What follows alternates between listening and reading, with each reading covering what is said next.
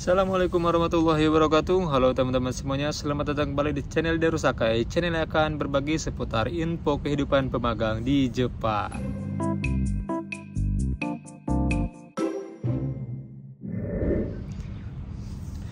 Oke teman-teman, video kali ini spesial, nggak spesial juga sih, karena saya jarang balas komenan di YouTube.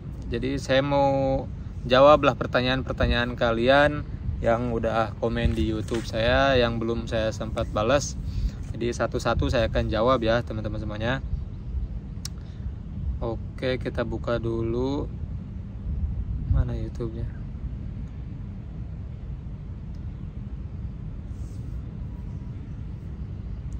Karena saya jarang buka HP juga ya. Jadi untuk saat ini karena kemarin juga masih banyak khotbah yang lupa, terus ada khotbah baru yang saat kerja itu, jadi saya belum paham juga. Jadi dibanyakin baca-baca, buka buku lah kayak gitu. Kalaupun buka HP ya buka-buka internet yang bahas masalah bahasa Jepang juga, jadi kayak gitu ya. Oke teman-teman, kita satu persatu ya, dari mulai yang paling atas sampai nanti berapa pertanyaan lah, nanti insya Allah saya bisa jawab. Kalau saya bisa jawab, saya jawab. Kalau yang nggak bisa jawab ya mohon maaf kayak gitu ya.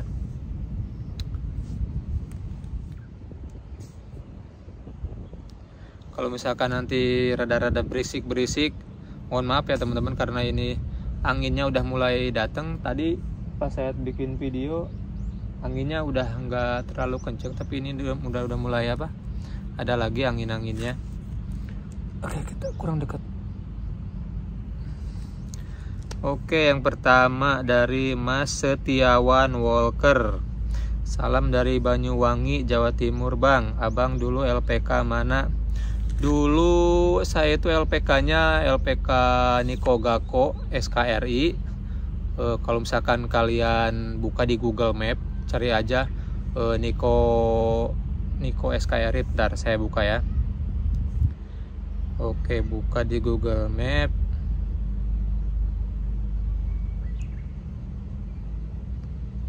Cari aja, tulisin aja Niko.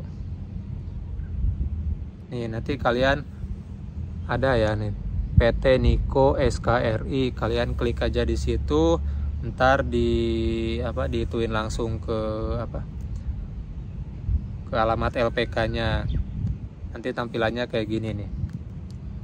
PT Niko SKRI, itu ada nomor HP-nya juga. Kalian tinggal kontak adminnya di situ.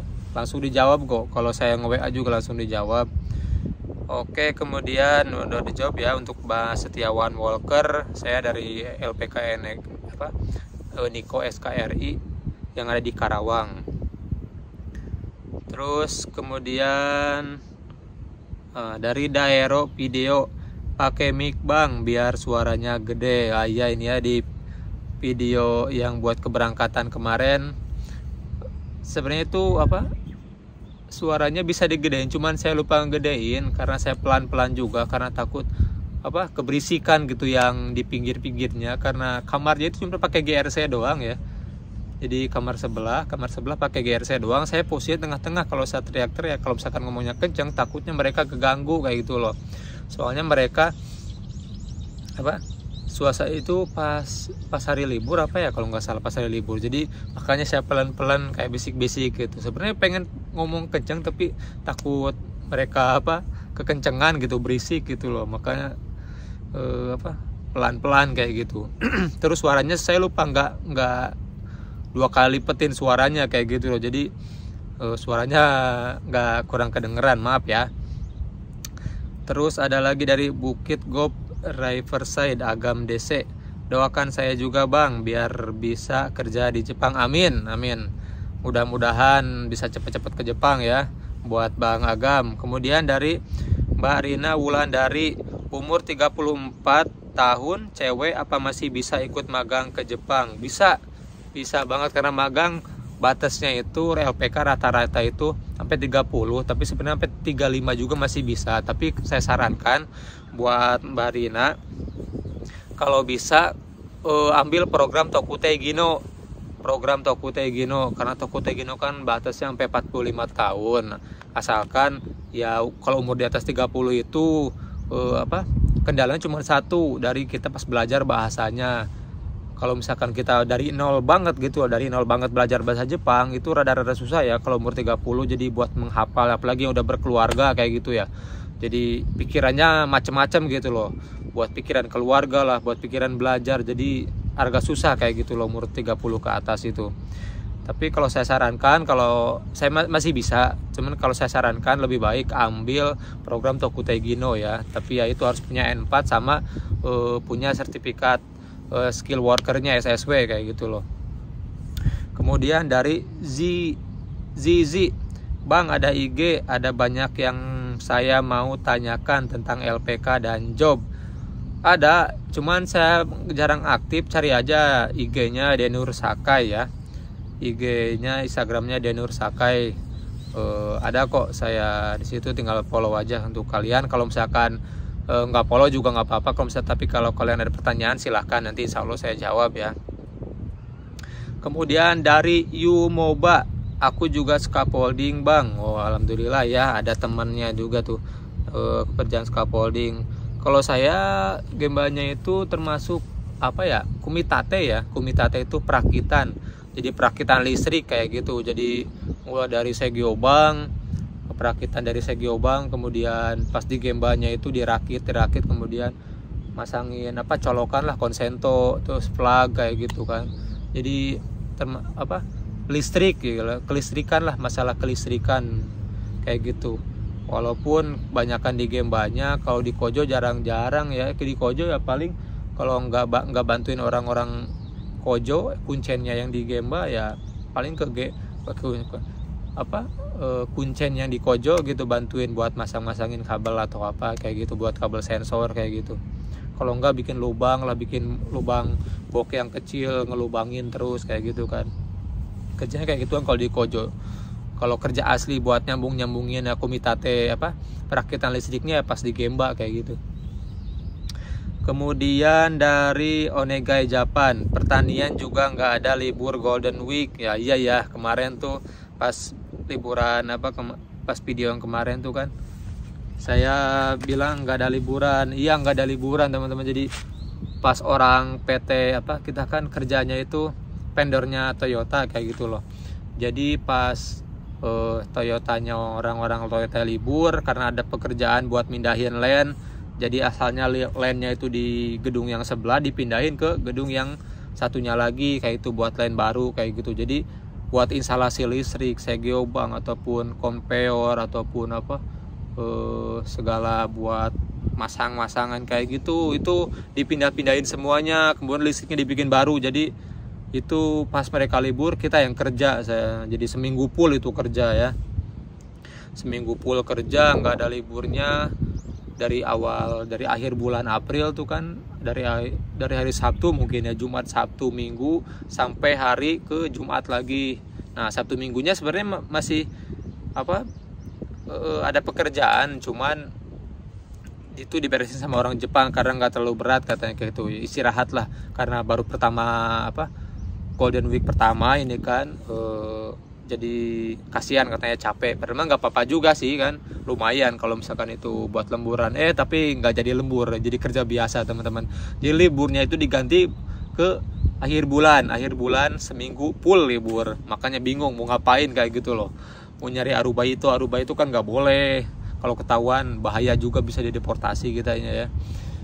Terus mau ngapain gitu selama seminggu. Tapi katanya kalau ada kerjaan ya lembur kayak gitu. Nah sekarang aja minggu ini kemarin aja ngelubangin box 50 box itu sampai dibikin seminggu, pelan-pelan katanya. Kalau misalkan cepet diberesin nanti pekerjaannya nggak ada kerjaan lagi buat besok katanya. Makanya sehari itu cuma 10 box, sehari 10 box, jadi buat seminggu. Kadang kemarin pas hari Selasa kemarin itu cuma berapa, dari yang belum itu kan ada 15 box, kita beresin cuma 7 box doang, 5 box, yang 2 boxnya buat 7 box, yang 8 boxnya buat besoknya lagi. Di hari Jumat kan masih ada nih besok nih, ini kan sekarang hari Kamis, hari Jumatnya masih ada. Jadi biar ada kerjaan lah nanti hari Jumat. Sabtu Minggu juga ini nggak tahu ini ke Gemba atau enggak ini. Soalnya nggak ada kerjaan juga, kemarin ada pekerjaan ke Gemba buat orang Jepangnya hari Minggu doang. Tahu dibawa apa enggak? Kalau misalnya dibawa ya berangkat, kalau enggak ya libur kayak gitu teman-teman. Oke, kemudian ya itu pertanian ya. Pertanian itu malah nggak ada kerjaannya, malah nggak ada kerja, malah nggak ada liburnya kadang-kadang kalau pertanian itu. Pertanian terus peternakan itu kadang-kadang nggak ada liburnya, tapi ya lumayan gajinya, lumayan gede ya kalau misalnya ke pertanian. Kalau lembur-lembur tiap hari lembur kayak gitu. Buat yang mbaknya nih Onega Japan ya, semangat nih buat pertaniannya. Nggak apa-apa nggak ada libur, yang penting kan uangnya, tabungannya gede. Kemudian ada Elis Luciana, Mbak Elis, saya 29 masih pede mas, alhamdulillah. Tuh kan, yang 29 aja masih pede gitu, apalagi saya yang udah 32, alhamdulillah ya. Kalau belajar tuh susah kalau umur segini ya, jadi harus bener-bener diulangi terus tiap hari, baca lagi, ulang lagi, buka buku lagi. Kalau nggak kayak gitu, aduh susah banget beneran. Karena kan kalau pas ngomong sama orang Jepang itu gimana ya, mereka itu kan yang kita pelajari di LPK sama pas kenyataan nanti kalian berada pas kerja di Jepang itu benar-benar beda banget teman-teman, beda banget. Kita mungkin ngerti ya pas dia jelasin, kalau saya bilang moichi de onegashimasu, ngomong sekali lagi gitu. Kalau dia pelan, oh itu ngerti gitu loh, pas dia bilang sekali lagi ngerti kayak gitu loh. Pas pertama kan rada cepet kayak gitu loh, apalagi dengan bahasanya dia sehari-hari itu berbeda banget sama yang dibelajari di LPK pas belajar kayak gitu. Makanya buat kalian yang sebelum berangkat ke Jepang, jadi lancarin dulu kaiwa tuh. Kalau enggak lihat dorama Jepang, kalau enggak lihatlah percakapan bahasa Jepang di YouTube banyak gitu kan ya. Ini masih 29, buat kalian yang masih muda-muda harus tetap semangat lah ya. Oke, kemudian dari Askar Plus, Irvania kak, katanya kalau umurnya lebih, infonya mungkin ya, infonya kak katanya kalau umur lebih dari 28 kalau nggak salah visanya beda jadi TKI. Jadi gimana kak? Nah ini bukan jadi TKI ya, jadi ada program yang namanya Tokutei Gino. Kalau magang kan kalau saya saranin nih, kalau di bawah, masih di bawah 28 umurnya, saya saranin kalian buat magang dulu lah, anginnya kenceng. Kalau di bawah 28 saya saranin kalian buat magang dulu lah. Kecuali kalau kalian udah di 28 ke atas ya boleh, itu namanya program Tokutei Gino. Jadi program Tokutei Gino PISA TG itu kalian tuh pure kerja di Jepang. Kalau magang kan training tuh.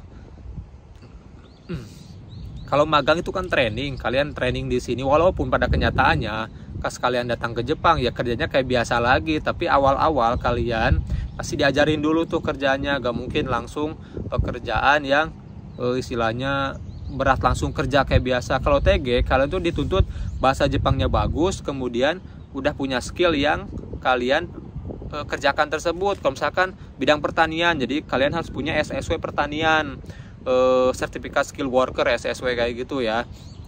Jadi bahasanya juga harus siap ngomong kayak itu. Jadi nggak ada itu istilahnya kayak gitu. Jadi udah bahasa kan udah jago lah, minimal kan SSW sama JFT A2 basic atau bahasa Jepangnya selevel N4 kayak gitu loh. Kalau JLPT nya 4, kalau JFT ya A2 basicnya kayak gitu.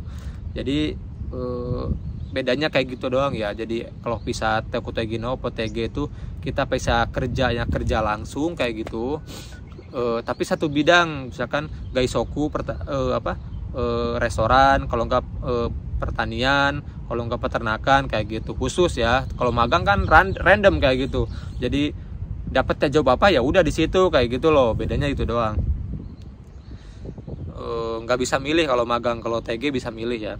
Kemudian ada dari JPO, abang masuk jalur apa, negeri atau swasta? Saya jadi swasta ya, dari LPKSO. LPK nya yang di Karawang, LPK Nikogako. Dulu tahun 2011 saya pernah nanya pernah datang ke LPK itu apa ya, LPK kalau nggak salah LPK Megumi di Bandung. Dulu saya pas masih kerja di Indonesia tahun 2011 sudah datang dari Bekasi ke Bandung, nanyain kan. Saya bilang kalau gigi saya kan pada bolong-bolong tuh. Nah aturannya dikirain itu saya itu mau ikut yang buat program IM Japan kayak gitu. Kalau IM Japan kan nggak boleh tuh gigi bolong kayak gitu ya, harus rapi, harus perfect lah kalau IM Japan. Nah katanya nggak bisa kayak gitu. Saya nggak tahu juga dulu itu kalau ada program buat swasta kayak gitu loh, buat buat program swasta. Kalau mungkin saya tahu, mungkin saya udah berangkat dari dulu ya. Jadi wah sayang sekali gitu loh, sampai di situ ngobrol lama-lama udah saya balik lagi, saya lanjutin kerja di Indonesia kayak gitu sampai tahun 2019 kemarin tuh, 10 tahun lah, hampir 10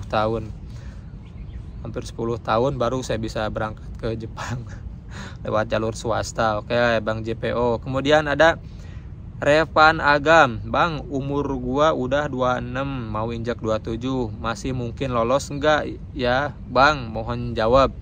Insya Allah kalau Bang Revan Agam serius buat belajarnya, serius buat belajar bahasa Jepang, Insya Allah lulus lah. Insya Allah LPK juga nggak bakal nyanyain kayak gitu loh. Kalau misalkan bahasa kita bagus, attitude kita bagus, itu pasti nggak bakal disia-siain lah sama LPK, pasti diperjuangin lah kayak gitu sama yang punya LPK ya. Kemudian pistachios, apa tuh pistachios, Kak kalau perempuan ke Jepang gimana ya? Bisa ya, ke Jepang banyak ya job apa, mesin press, injection molding kayak gitu, kebanyakan yang diperlunya perempuan ya. Terus lagi ada kaigo juga, banyak lah. Jepang tuh cewek cowok ngebutuhin ya, masih bisa ya buat apa ini pistachios, bisa ya buat perempuan bisa. Kemudian dari Ari Brother, tapi kalau yang udah duda atau bujang tua misalkan, apa bisa guys di usia 34? Mohon infonya, terima kasih. Oke terima kasih buat Bang Ari Brother udah nanya. Masih bisa ya, umur 34 masih bisa. Kalaupun magang itu rata-rata nerimanya umurnya 28 ke bawah atau mungkin 30 ke bawah ya, rata-rata mentok itu di umur 30. Tapi masih bisa lah asalkan ya itu bahasa Jepangnya ya. Kalau ke Jepang tuh bahasa Jepangnya asalkan kita bisa ngikutin bahasanya, karena sekali lagi umur 30 ke atas itu buat belajar itu, menerima pelajaran baru itu rada susah ya. Jadi ya harus lebih semangat ya, harus 2 kali lipat semangatnya kayak gitu loh. Oke, kemudian dari Nani Lestari, Kak mau tanya dulu kakak di LPK mana? Oke tadi udah dijawab ya, saya dari LPK Niko Gakko SKRI. Cari aja di apa Google Map ya, cari di Google Map Niko PT Niko SKRI. Kemudian dari Hobi Jalan salam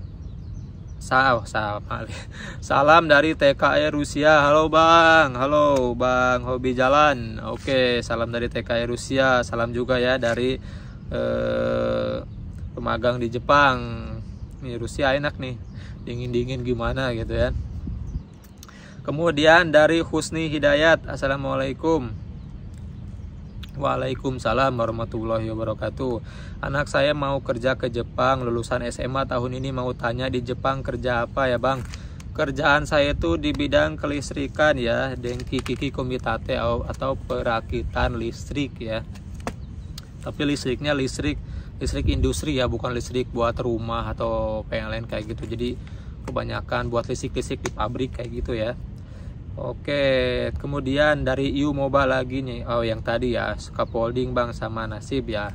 Kayak gitu ya, scaffolding itu nggak pengenal musim, nggak ada musim panas, dingin, semi ataupun apa musim gugur, semuanya sama ya.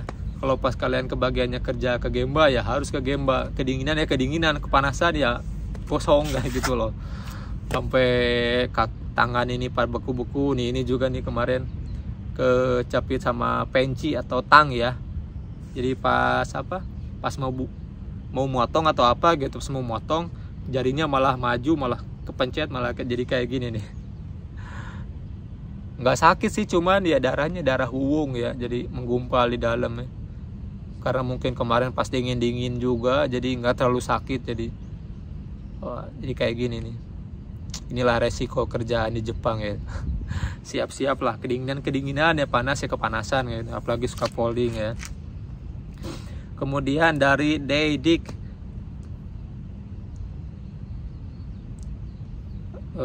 Deidik nih. Mana pertanyaan ini?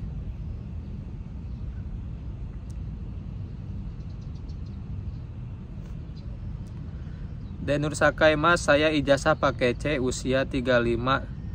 Masalah kepala botak, bisa nggak Mas ikut kerja di Jepang? Moga dijawab, makasih. Bisa ya, untuk pakai C itu bisa. Apa namanya? Teman saya juga yang di Kyushu tuh, Mas Irfan ada ya. Jadi dia itu pakai C, malah sekarang udah 3 tahun di Jepang, bisa ya. Untuk rambut botak nggak masalah sih, cuma nanti pas musim dingin aja nanti repotnya, karena dingin ya, mesti harus pakai uplukan terus nanti, karena dinginnya bener-bener dingin, apalagi kalau daerah-daerah atas kayak gitu kan, daerah Gifu ke atas, daerah Gifu kemudian daerah Aomori, daerah Hokkaido kan dingin semua tuh. Pas musim dingin itu bener-bener lebih dingin. Kalau saya kan di Mie kan tengah-tengah tuh. Kemarin juga kata orang Kaisa juga, tahun ini tuh paling dingin katanya di Mie. Biasanya saljunya itu nggak turun sebanyak ini, malah kemarin sampai tebal banget ya saljunya, karena prediksi dari dari BMKG-nya Jepang juga, Tenki Yoho-nya, kalau tahun ini tuh, tahun kemarin jadinya, tahun kemarin tuh lebih dingin dari tahun sebelumnya. Nggak tahu nih buat tahun sekarang, tahun 2023 ini. Jadi jasa pakai C bisa ya teman-teman, buat Bang Daidik ya. Terus dari Bang Daidik lagi nih, usia 35 pria bisa ya? Udah jauh, kepala botak bisa nggak? Bisa ya, jawabannya bisa. Jadi usia 35 masih bisa ke Jepang, tapi kebanyakan yang menerima itu buat program Takutei Gino ya. Saingan kalian itu kan anak muda ya, saingannya itu anak muda yang masih bisa masih bisa jingkrak-jingkrakan lah. Kalau umur 35 kan istilahnya udah mulai gimana gitu ya, apalagi yang udah punya keluarga ya. Masih bisa, tapi masih bisa ya, Bang Yu Mobile lagi nih, beda ya Bang sama di sini, mungkin sama di Indonesia, orangnya kebanyakan, lowongannya dikit. Iya ya, jadi Indonesia kan rakyatnya banyak tapi lowongannya dikit. Kalaupun ada lowongannya, ya lowongan kerja yang berat-berat kayak gitu kan, kayak ya kerjaan berat lah kayak gitu. Dulu juga saya kerja itu sempat di bagian pengiriman gitu kan, kerja bagian pengiriman itu bener berat. Berangkat kerja itu dari jam 6 pagi, pulang jam 11 malam, tapi gajinya tetap aja segitu, 3 jutaan ya. Ya nggak enaknya kayak gitu kan, udah kerja berat, hujan-hujan ya hujan-hujanan kayak gitu loh, tapi gajinya segitu-gitu aja. Tapi disyukuri, alhamdulillah lah ya, masih ada pekerjaan. Oke teman-teman, udah 20 menit lebih, nanti dilanjut lagi lah buat video jawaban atau Q&A lah. Kalau misalkan kalian pengen ada tanya-tanya seputar info pemagangan di Jepang, silakan di DM lewat Facebook. Di Facebook itu ada Denur Zaman, kalau misalkan di Instagram ada Denur Sakai, di TikTok juga ada, kemarin udah bikin akun, cuman belum sempat bikin video, sama namanya Denur Sakai juga. Jadi jangan lupa di follow kalau misalkan kalian pengen follow. Kemudian kalau misalkan ada pertanyaan silahkan di DM aja. Oke teman-teman, sampai di sini dulu, mudah-mudahan bisa menjawab pertanyaan-pertanyaan kalian yang mau berangkat ke Jepang atau masih penasaran dengan info pemagangan di Jepang. Jangan mudah-mudahan bermanfaat lah, terjawab semua penasaran kalian. Jangan lupa di like, share, komen, dan di subscribe. Salam Denur Sakai, salam yos.